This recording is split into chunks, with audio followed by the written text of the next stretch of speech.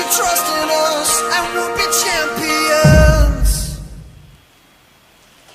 Hola, queridos amigos, es un placer de nuevo estar aquí con todos ustedes. Y hoy vamos a hablar de los secretos de la perashá de esta semana, Parashat Toldot. Ve'ele Toldot Yitzhak. Y estas son las generaciones de Yitzhak. Y vamos a exponer primero la parte literal, el texto de la parashá. Tenemos que Yitzhak se casa con Rivka y después de 20 años sin concebir, Rivka queda embarazada. Los bebés se pelean en su matriz y Dios le dice que tiene 2 naciones en su vientre.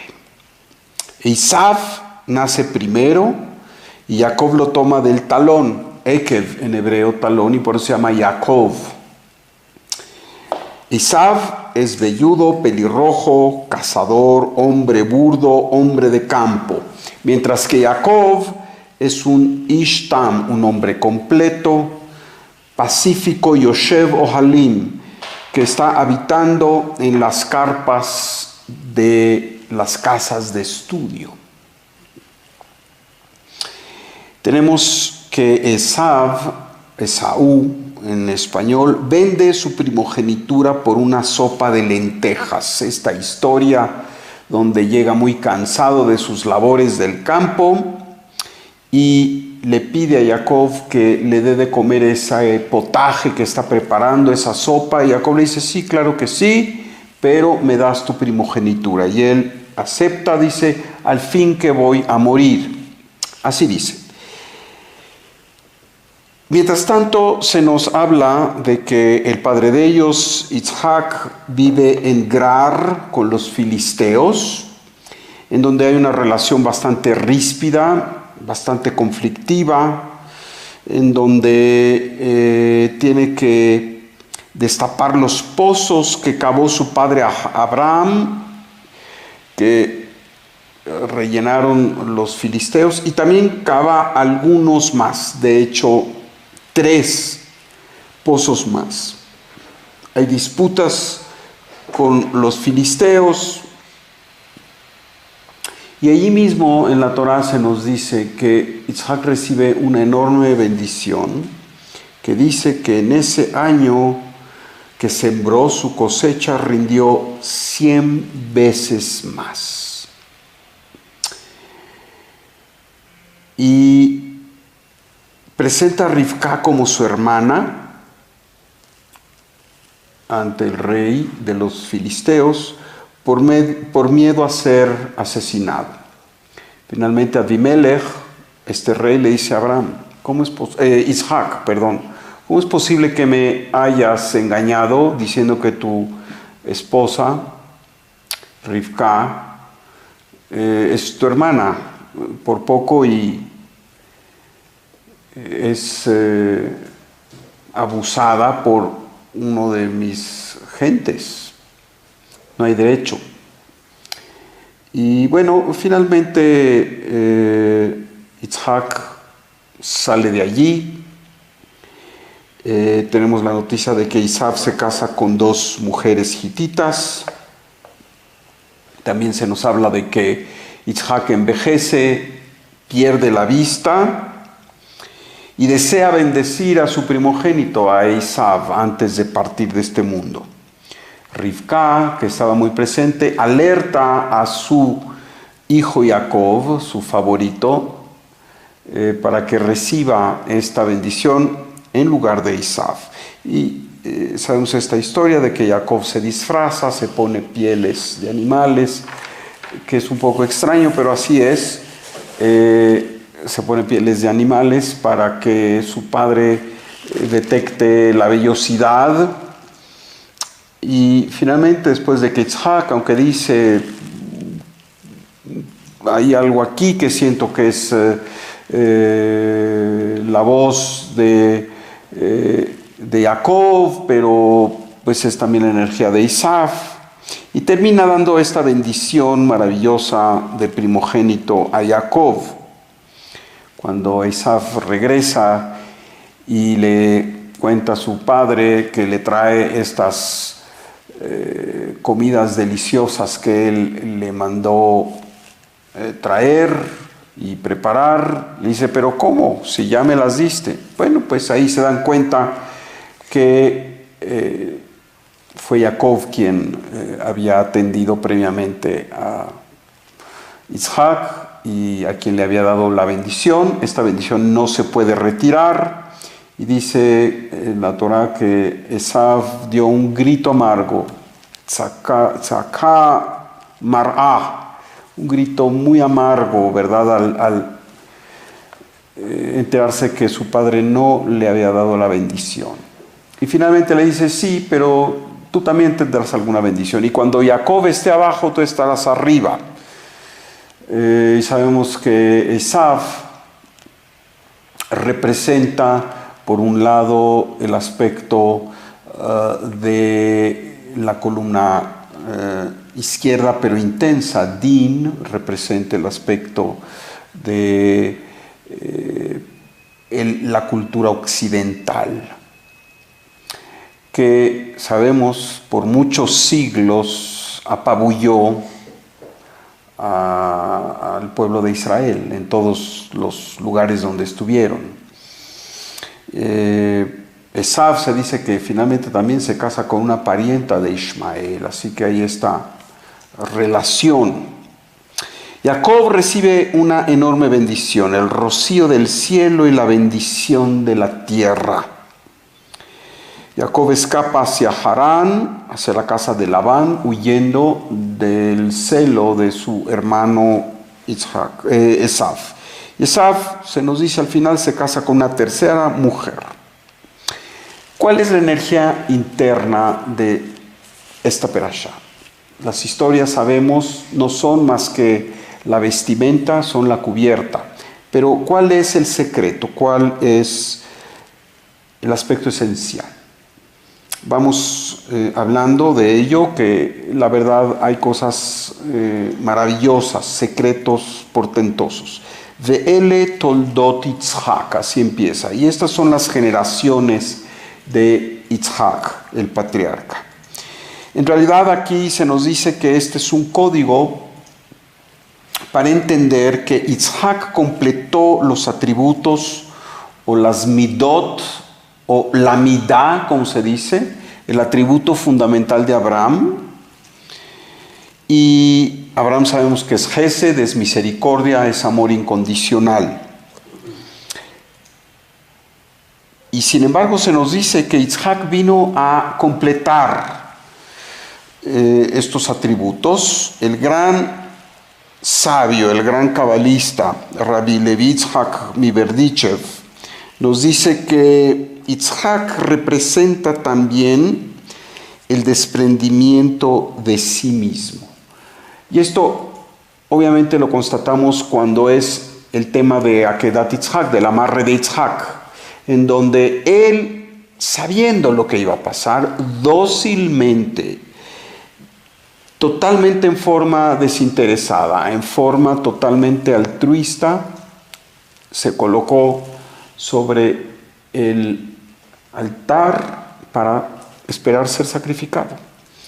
Entonces Rabbi Levi Yitzhak Miberdichev nos dice, Yitzhak representa este aspecto de Geburá, lo sabemos, es la columna izquierda, mientras Abraham es la columna derecha, y finalmente Jacob es la síntesis de los dos, que es la columna central. Esto lo hemos dicho una y otra vez y es algo muy básico en los cursos iniciales de Kabbalah. Abraham representa la misericordia. Yitzhak representa Geburá, que es juicio, que es rigor. Pero también aquí Rabbi Levi Yitzhak Miberdichev, cuando dice que hay algo mucho más profundo en la personalidad de Yitzhak que el aspecto de Geburá, y es Yirá, ¿sí? Yirá, que lo hemos dicho se traduce como miedo, mal, y más bien tiene que traducirse como reverencia y recogimiento a la vez. Y esta es la fuerza de Yitzhak. Por un lado es el aspecto receptivo, es el aspecto del rigor, y por otro lado es el aspecto de la reverencia y el recogimiento a la vez. El abandono total a las causas mayores a las que venimos a servir, al abandono total, a la confianza absoluta de ser instrumentos del Creador, inclusive en momentos tan dramáticos como fue el que iba a ser apuñalado por su propio padre, nada menos que por el mandato de Hashem mismo. Así que uno de los primeros elementos que empezamos a entender en esta perashá de Toldot es que por un lado es Gesed, y en Gesed, que es la semilla de las demás Sefirot de abajo, ya van incluidos los aspectos. En Gesed ya está incluido el aspecto de Geburah, de Tiferet, de Netzach, de Hod, de Yesod y de Malkut. Como en Keter están incluidos todos los demás. Pero se requiere de la carroza específica para manifestarlo. La carroza es el personaje que manifiesta esta fuerza de cada una de las Sefirot, Yitzhak en este caso, Geburah. Así que tenemos que por un lado la semilla de Gesed es completada por el aspecto de Geburah, que en este caso es reverencia. Y cuando tenemos misericordia, irreverencia y recogimiento, tenemos armonía y abundancia. Esta perashá habla también de abundancia. Es el momento en que nos podemos conectar en esta semana, en este Shabbat, con el aspecto de la abundancia. Y vamos a hablar de ello un poquito después. Yitzhak, como decía Rabbi Levit de Berdichev, no solo era este aspecto de Geburah, sino también era el aspecto de Irá en su modalidad de desprendimiento de sí mismo. Se nos recuerda, y esto es algo que leemos todos los días en el Sidur, en el libro de rezos, que Isaac no pidió a Dios por él, sino que pidió por Rivka. Cuando por 20 años Rivka no podía concebir, Yitzhak no se concentró en él y decir, Dios mío, por favor, yo quiero un heredero, mira, tus planes son de que haya un heredero, Abraham, Yitzhak, tiene que haber un heredero. Nunca fue esta la petición de Yitzhak. Yitzhak, ¿qué hizo? Pidió por Rivka. Se anuló totalmente en sus deseos individuales, en sus deseos inclusive elevados, ¿verdad?, de traer descendencia divina a este mundo, y aún así le dio prioridad a los sentimientos y a las aspiraciones de su esposa Rivka. El pedir por terceros con sinceridad, como aprendemos, hace que se adquiera un mérito inmenso. Saben, cuando estamos en situaciones complejas, como seguramente Isaac y Rivka lo estuvieron, cuando una pareja no puede tener hijos, es una tristeza, es una gran tensión, es una angustia continua, es una añoranza que no te puedes sacar. Y aún así, Isaac no pidió por él aliviar su añoranza y él aliviar su deseo de paternidad, pidió por Rivka. En estos momentos en que nos encontramos, lo natural es pedir por cada uno de nosotros, y esto está bien. Nadie puede oponerse a la idea válida de que en nuestras conversaciones con nuestro Padre Celestial pedimos por nosotros mismos. Pero una parte importante de nuestras peticiones, y entre más avanzamos en conciencia, tenemos que entender que tenemos que pedir en plural. Y saben, esta es una de las magias de la liturgia judía. La liturgia judía habla siempre en plural. Siempre habla de todos nosotros, siempre habla del pueblo de Israel, siempre habla de que pedimos por la colectividad. Es algo hermoso y es una instrucción muy precisa, porque aquel que tiene inteligencia espiritual, la inteligencia espiritual siempre es una inteligencia de compartir, siempre es una inteligencia absolutamente dadora, incondicional, y quien posee esta inteligencia sabe que es mejor para todos pedir por el otro. Y así tenemos estas 4 frases en el Sidur. Befille Sharim titromam, en la boca de los virtuosos te elevas. Ubesiftei tzadikim titbaraj, en los labios de los justos eres bendecido.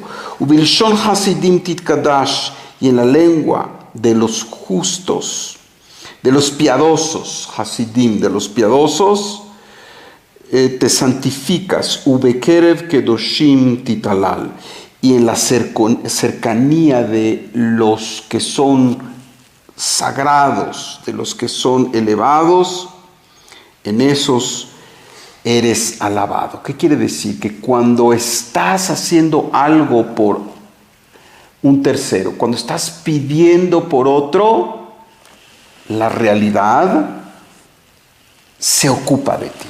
La vida se ocupa de ti. ¿Quieres que la vida se ocupe de ti? ¿Quieres que Hashem Yitbaraj se ocupe de ti? Pide por los demás. Y esta es una característica de Yitzhak. Por ello, en esta porción hay 2 momentos de bendición, de abundancia, precisamente por la energía que representa Yitzhak. La primera de ellas es justamente después de que convive en Gerar con los filisteos, y hay esta idea un tanto rara que también se presenta en Abraham, su padre, ¿verdad?, en donde quiere presentar a Rivka como su hermana por temor a ser asesinado. ¿Qué quiere decir esto? ¿Cuál es el secreto? De que Abraham presentó a Sara como su hermana y no como su esposa, con el riesgo de que otros dijeran, oye, préstame a tu hermana, literalmente, aunque se oiga muy vulgar, perdón, ¿no? Claro que no pueden decir, préstame a tu esposa, pero préstame a tu hermana, aunque aquí se burlan de mí, a lo mejor fui muy vulgar, pero bueno, literalmente, la hermana, bueno, pues a lo mejor hay hasta interés de que la quieres casar, en fin. Pero el rey se enojó con Yitzhak y le dijo, ¿cómo me dices que Rivka es tu hermana si es tu esposa? Y por poco alguien de los míos va y quiere literalmente robarla, violarla, poseerla. ¿Qué es lo que hace que Yitzhak diga que Rivka es su hermana y no su esposa? En realidad, dice, ¿y por qué? Porque temo por mi vida. Aquí tenemos que en principio Yitzhak y Rivka eran almas gemelas. Eso es incuestionable. Pero también Rivka, como todas las matriarcas, como Sara, como Rachel y Lea, eran y siguen siendo canales para nosotros de la Shejina. Y la Shejina es una hermana nuestra. Así que Yitzhak no mintió, y Abraham tampoco. Les dijo, es mi hermana, porque la Shejina está en su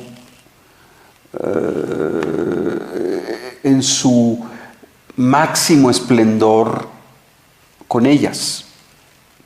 Así que el decir, voy a decir que eres mi hermana, quiere decir, voy a manifestar el aspecto de la Shejina. Porque si no manifiesto este aspecto de la Shejinah que tú tienes, no trasciendo, muero. Esa es el secreto profundo de esta frase. Y bueno, desde luego que la trascendencia de Yitzhak estaba ligada a su unión con Rivka y que hubiera una descendencia y que hubiera esta relación íntima con la Shejinah. Y después de ello, después de que se establece esta unificación en potencia de Yitzhak con la Shejinah a través de Rivka, es que la Torah nos dice: Vaizra Yitzhak ba'aretz ha'i vayimtza ba'shana ha'i mea she'arim vayvarjeu Hashem. E Isaac sembró en esa tierra y obtuvo una cosecha 100 veces mayor.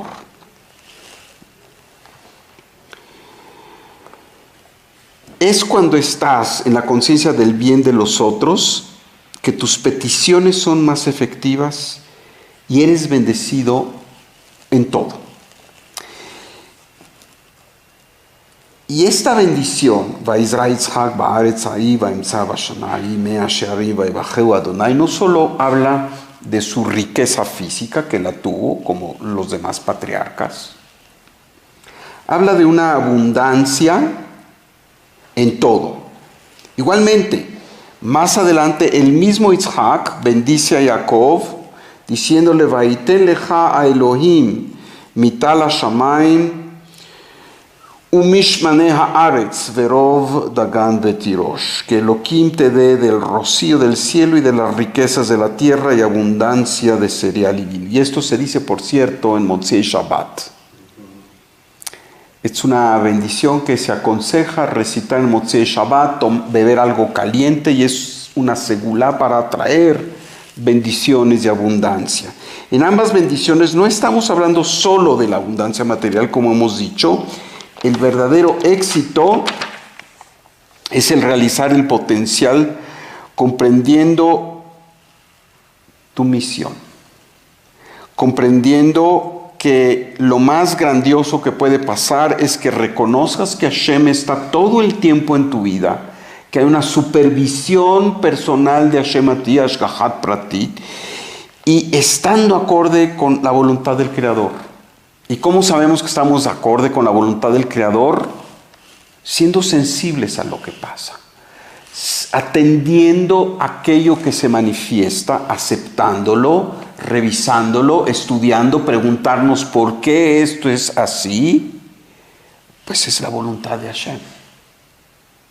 Y cuando estás abierto y cuando estás serenamente cuestionando lo que sucede a tu alrededor, lo bueno y lo no tan bueno y lo malo, y entonces te das cuenta cuál es la voluntad de Hashem para contigo.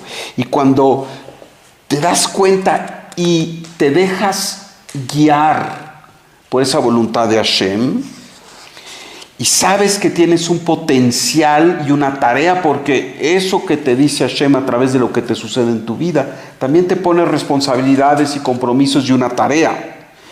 Y cuando lo entiendes, eso es la puerta de la abundancia. Eso es para que siembres y obtengas 100 veces. Eso es para que te llueva el rocío y el rocío del cielo y las riquezas de la tierra, como dice esta hermosa bendición. Yitzhak, entonces, su misión fue justamente establecer para todos nosotros la fuerza luminosa de la Geburá, de la columna izquierda. ¿Qué es la fuerza luminosa de la columna izquierda? Es estructura, es capacidad de autodisciplina y es la capacidad de receptividad luminosa, recibir para compartir. de Abraham y de Isaac viene Jacob. Y Jacob es la fuerza de Tiferet, es la columna central, como lo hemos dicho y lo decimos casi en todas las entregas. Es balance y armonía.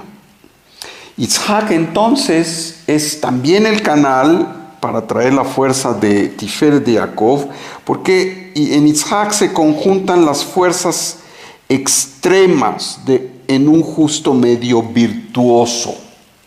Y esto es lo que finalmente viene a manifestar Jacob. Y esto se da en 3 planos: el plano intelectual, el plano emotivo y el plano de las acciones.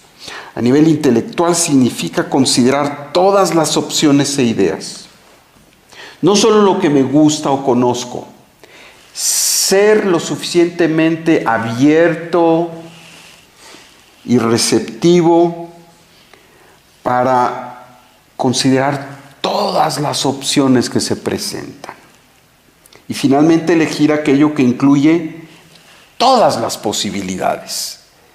La verdad es que a veces nos cerramos y nuestra impronta cultural, nuestra impronta familiar, nuestras tradiciones nos hacen que nos fijemos solo en algo en particular, que no tengamos la apertura para considerar todo, inclusive los extremos. Porque cuando conocemos los extremos podemos ir viendo cuál es el justo medio virtuoso. Pero hay que estar abierto. Así que el balance y la armonía que están en potencia en Isaac y que se manifiestan en Jacob en su forma intelectual es esta capacidad de abrirnos a todas las opciones y finalmente elegir aquello que incluye la mayor cantidad de posibilidades, y esto nos hace tolerantes, nos hace compasivos y, ¿qué creen?, nos hace muy efectivos en el actuar en este mundo de la acción, al tomar lo mejor de todos los mundos. A nivel emotivo, este aspecto de el balance y armonía es no abandonarse a emociones extremas, odio, miedo, enojo. Otra vez, para poder intelectualmente estar abierto, tenemos que tener empatía. Tenemos que quitar los prejuicios con los que a veces vemos la vida y la vemos tan estrecha y nos autolimitamos por esos prejuicios y por esa estrechez porque tenemos miedo o hay esta moralidad totalmente inefectiva que nos dice no te fijes aquí y allá. Y esto no quiere decir que hay que ser relativista y que hay que entrarle a todo. No, claro que no, tenemos principios y sabemos que hay aspectos luminosos y aspectos oscuros. Pero dentro de lo luminoso hay 180 grados de posibilidades. Dentro del luminoso tenemos que ver todas las posibilidades. En lo emotivo, entonces, cuando nosotros nos enojamos o tenemos miedo, o odiamos a alguien, ¿qué pasa? Nos cerramos. Le ponemos una tapadera a nuestra vasija. Y entonces no permitimos que entre la luz. Y aquí entonces en la parte emotiva la recomendación es la empatía, la apertura, la duda sana. A ver, ¿qué de bueno hay esto?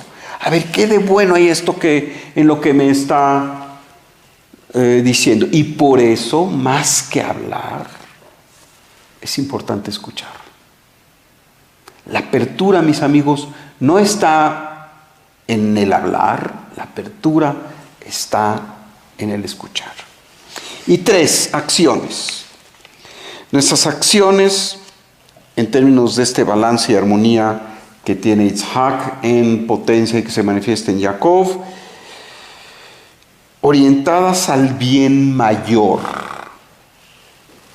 lo cual a veces implica tomar medidas impopulares o incómodas, pero no estamos aquí para ganarnos el premio de la popularidad, estamos para hacer un trabajo. Y tenemos que considerar el bien mayor, el bien a largo plazo. Y el bien mayor, mis amigos, siempre tiene que ver con la dignidad humana y la justicia, siempre. Cuando hay algo que es injusto y que a lo mejor dices, bueno, es que hay que hacer esto para llegar acá, sabemos que nunca el fin justifica medios que no sean luminosos. Siempre la dignidad humana, siempre la justicia presente. El nosotros prevalece sobre el yo, como decía Rabbi Jonathan Sacks de bendita memoria. Ahora bien, en esto de la abundancia, se nos ha dicho una y otra vez, y esto está establecido en el Zohar, que hay aspectos que están decretados desde el cielo, ya en nuestra impronta, en nuestro ADN espiritual y en nuestro ADN biológico. Y estos son los días de vida que tenemos, el matrimonio con quien nos vamos a unir y los hijos y el número de hijos, y también el dinero, la parnasá. Se dice que esto ya está decretado desde el cielo. Y sin embargo, cada vez que hay un Rosh Hashanah, platicábamos hace rato, se dice que somos inscritos, cada vez renovamos, hay un reboot, ¿no? Hay un reinicio, en donde queremos ser siempre inscritos en el libro de la vida, en el libro de la Parnasá Tová, en el libro de los hijos justos, de tener hijos justos, ¿sí? ¿Cómo es posible? Por un lado se nos dice en el Zohar, hay un trípode en el que se está plantado el resto, que es inamovible. Y sin embargo, en Rosh Hashanah pareciera que, pues, sí hay oportunidades. O Haz Shalom, hay cosas que se minimizan, ¿verdad? Pareciera entonces que todo está predeterminado. Y mis amigos, no es el caso. Sí hay pilares fundamentales, pero nos dice Yitzhak Luria que hay aspectos que aunque pareciera que son del mazal, y mazal se traduce mal como suerte, ya es algo que está establecido, es la suerte que tú tienes, pero mazal viene de nozel, quiere decir algo que se precipita del cielo, algo que ya está establecido y que simplemente se va a manifestar, se precipita, así como el agua que se precipita, así como una cascada que se precipita, así como el rocío que se precipita, dice, así son estos tres aspectos y esos están ligados a lo que llamamos mazal, versus el esfuerzo, el ishtadlut y el zehut, el mérito que logramos a través de nuestras acciones y de nuestras mitzvot, de nuestras acciones luminosas. ¿Qué dice Yitzhak Luria a propósito de esta perashá con respecto al carruaje de Yitzhak, que representa Geburah?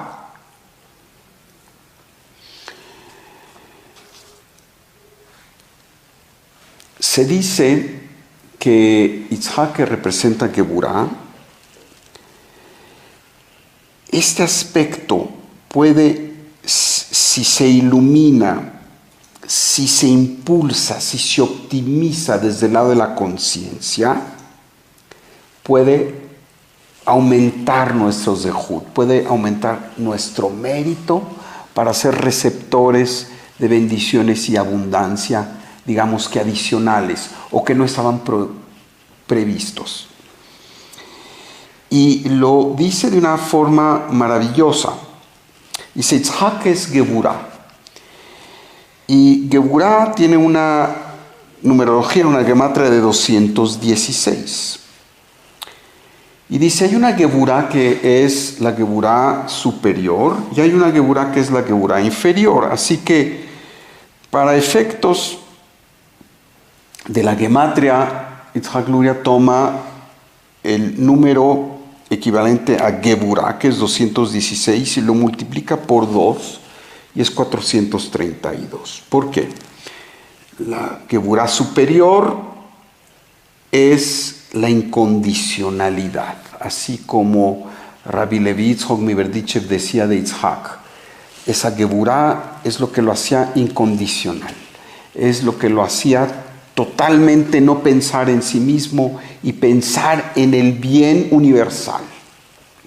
Y luego, está la Geburah inferior, que tiene que ver con nuestras acciones, nuestra ishtadlut, nuestra iniciativa, de la determinación, la disciplina, el trabajo y la estructura.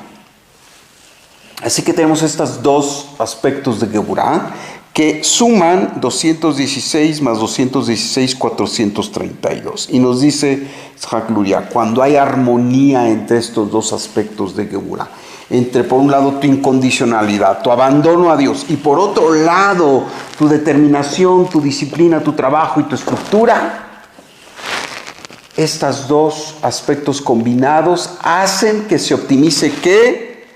El Zehut, cuya numerología es 433. Es 432 más el Kolel más 1 es el Zehut. Y entonces nosotros iluminamos nuestro Zehut, nuestro mérito, lo optimizamos, lo engrandecemos cuando operamos con estos dos grados de Geburah.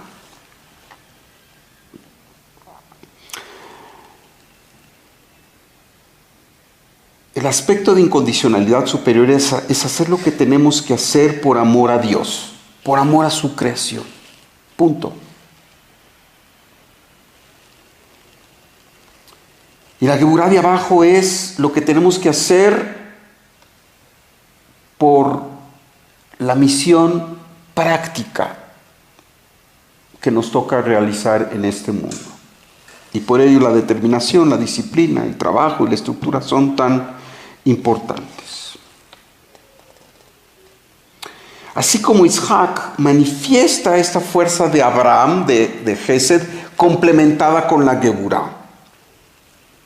También Yitzhak representa la semilla de Tiferet que se va a manifestar en Jacob. Y decíamos que se habla de estos pozos que cavó Abraham y que fueron tapiados por los filisteos y que Yitzhak los destapó. Y no solo eso, sino que cavó 3 pozos nuevos. ¿Cuál es el secreto de los pozos? Que, por cierto, nos dice Yitzhak Luria, estos pozos tenían nombres: Eshek, Sitna y Rehobot, los 3 pozos. Y nos dice Yitzhak Luria, Eshek corresponde a Da'at, esta fuerza del saber. Sitna corresponde a Elohim, que es la parte de Geburah del nombre de Dios. Y Rehobot, la amplitud, corresponde al nombre más elevado, Ekeye. Así que la combinación de estos 3 pozos, se nos dice, es la capacidad de sabia y luminosamente ir en contra de la naturaleza reactiva, en contra de nuestra comodidad, en contra de el camino fácil. En donde en nuestra vida tiene que haber compromiso y responsabilidad. Cavar pozos, sacar el agua, que es la misericordia, pero teniendo que ir profundamente en contra de la gravedad, ¿no? El agua que brota en contra de la gravedad es justamente esa capacidad de ir en contra de la naturaleza reactiva, de la naturaleza egótica de todos nosotros. Y bien, mis amigos, vamos a dejar un tiempo de preguntas. Y antes simplemente voy a hacer un resumen, un hilo conductor, manifestar lo que a mi juicio es el hilo conductor, el resumen de esta maravillosa perashá de Toldot. La abundancia de la fuerza de Hashem es estimulada cuando actuamos con conciencia, cuando hay por un lado misericordia, cuando por el otro yirá, lo que hemos dicho es esta reverencia y este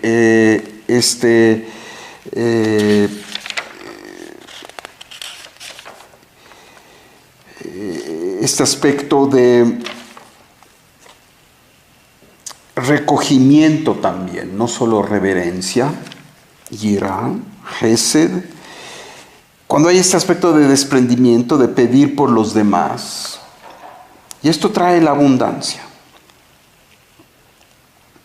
Conciencia de la Geburá en su forma más luminosa, en donde tenemos estos dos aspectos: el aspecto de la incondicionalidad y también el aspecto del ishtadlut, el aspecto de la disciplina, la determinación, el trabajo y la estructura. Y todo esto acrecenta nuestro mérito. Todo esto hace que haya más posibilidades. Todo esto haya que nuestros esfuerzos no tengan futilidad, no se vean como inútiles. Es el potencial de traer todo lo que Hashem tiene preparado para ti, en su forma más amplia. Amigos, generalmente Hashem tiene preparado para nosotros mucho más, pero es debido a la inconsciencia, debido a que las personas operan mucho con el yo, con el deseo de recibir para sí mismo, versus el nosotros, el deseo para compartir. Es que se autolimitan. Esta perashá, como lo hemos dicho, tiene estos elementos para que aumentemos nuestros zehut, para que seamos canales más maravillosos de luz. Y aunque esto aparentemente es nada más para los demás, el que sirve con más amplitud a los demás es el que se sirve con mayor amplitud a sí mismo. Hasta aquí la parte expositiva, queridos, y pasamos a preguntas. Tenemos aquí una pregunta de Dulce Montoy, pero está formulada en dos partes. A ver. Dice, Isaac, una pregunta, Dulce Montoy. Los patriarcas pedían por su alma gemela, los Sadik también. ¿Cómo? Abraham, cuando entregaba el diezmo a Melquisedec, y los Juanim son sacerdotes investidos. O sea, ¿qué diferencia hay de la petición que hacían los Sadikim y la que hacían los sacerdotes y Abraham con respecto a Melquisedec? Sí.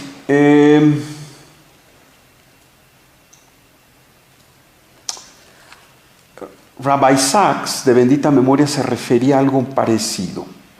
Por un lado está la teshuvá y las peticiones que vienen del lado de los sacerdotes. Y por otro lado tenemos las peticiones que vienen del lado de los profetas.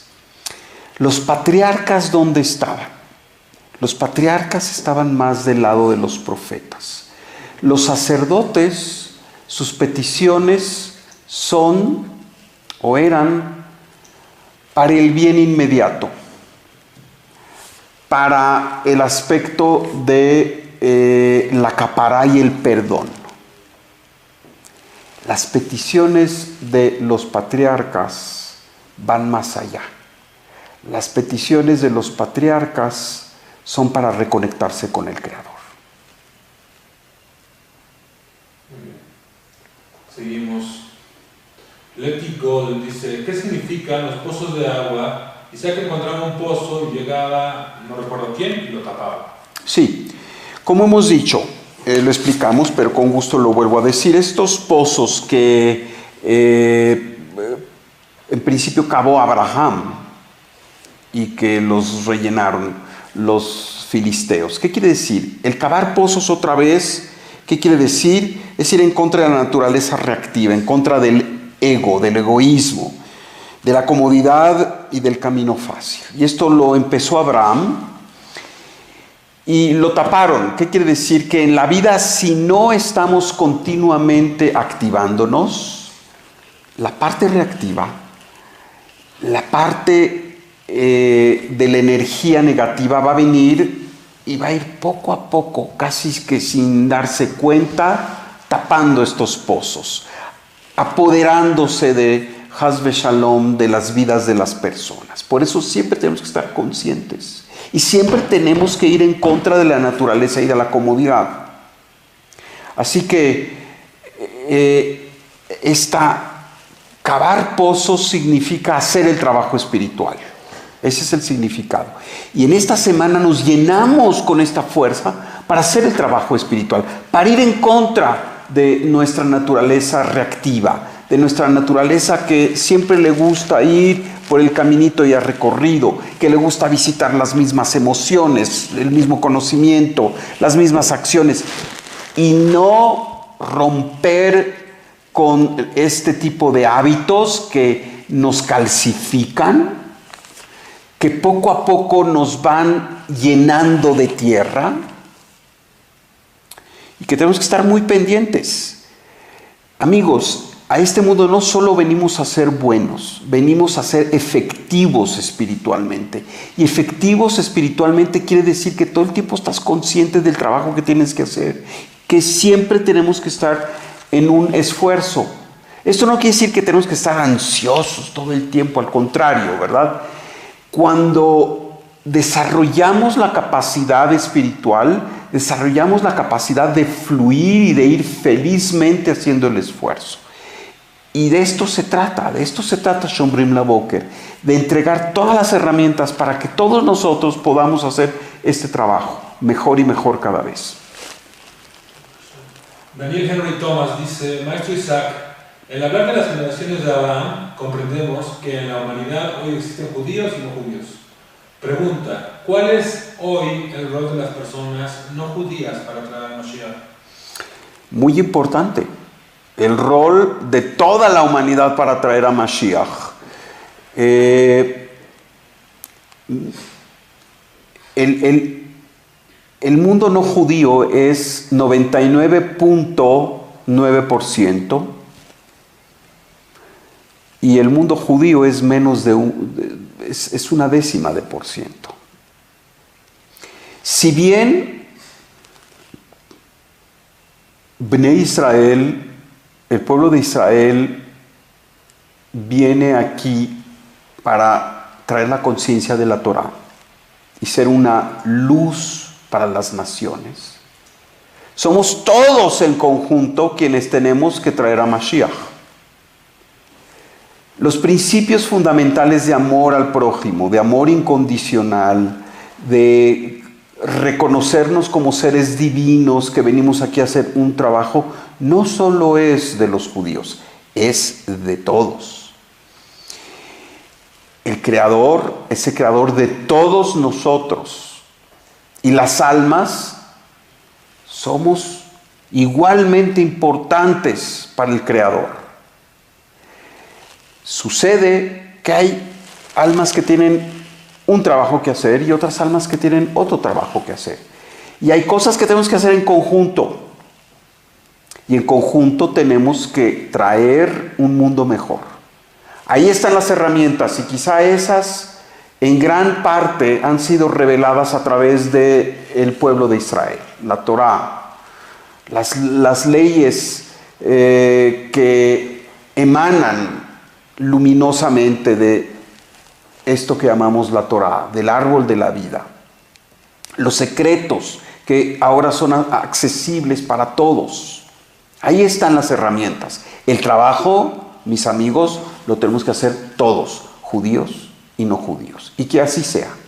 Y que la hermandad reine entre nosotros y que en conjunto, brazo con brazo, hombro con hombro, podamos hacer lo que el Creador desea ya que hagamos. Traer a Mashiach. Amén, amén. Victoria Monroy dice: hola maestro, pregunta, su mamita está en el hospital y está haciendo el rezo de la sanación, trata de orar todo lo que puede. pero puede hablar con ella como si estuviera con su mamá. O sea, puede estarle hablando de una forma Totalmente. personal. ¿Y qué debo hacer para su sanación completa? Pues ya que estoy limitada económicamente y no puedo dar donaciones, ¿puedo hacer otra cosa? Pues pedir al Creador por tu mamá. Ser un canal para traer energía de sanación total a tu mamá. En la medida de que puedas, estar ahí cerca y platicarle y brindarle todo tu amor y confiar que lo que suceda es todo de Dios y es todo para bien. Y te deseamos desde aquí que tengas mucho éxito. Vamos a meditar en conjunto contigo y vamos a pedir por la salud de tu mamacita. Una pregunta más, dice el parcero. ¿Qué consecuencias tiene para el hombre el realizarse la vasectomía?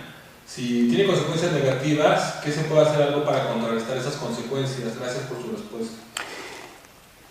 Mira, no soy una autoridad alágica, pero en principio todos los medios no naturales para evitar la concepción pues no son válidos. Aquí está la responsabilidad de cada uno de nosotros, ¿verdad? ¿Qué se puede hacer? Yo no sé, creo que hay cirugías para revertir el aspecto de la vasectomía, no estoy seguro. Pero lo importante es lo que vas a hacer en adelante. Si esto ya lo hiciste por alguna razón válida, no podemos juzgar, ni mucho menos. Hay quien no le ve ningún problema desde el punto de vista espiritual, no es lo mejor. Como tampoco usar condón no es lo indicado desde el punto de vista de la espiritualidad. Hay otras formas de manejar, ¿verdad? Administrar el aspecto de la concepción en forma luminosa.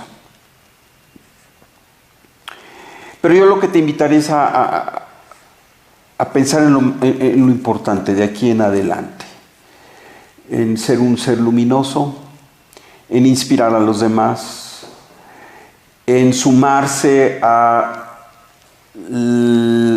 ser un guerrero de la luz, actuar con misericordia, actuar con justicia, actuar con restricción, a recibir y a compartir. Lo demás, lo que ya hiciste y se pueda revertir, hazlo. Y si no, no pasa nada. Lo importante es lo que empieces a hacer de aquí en adelante.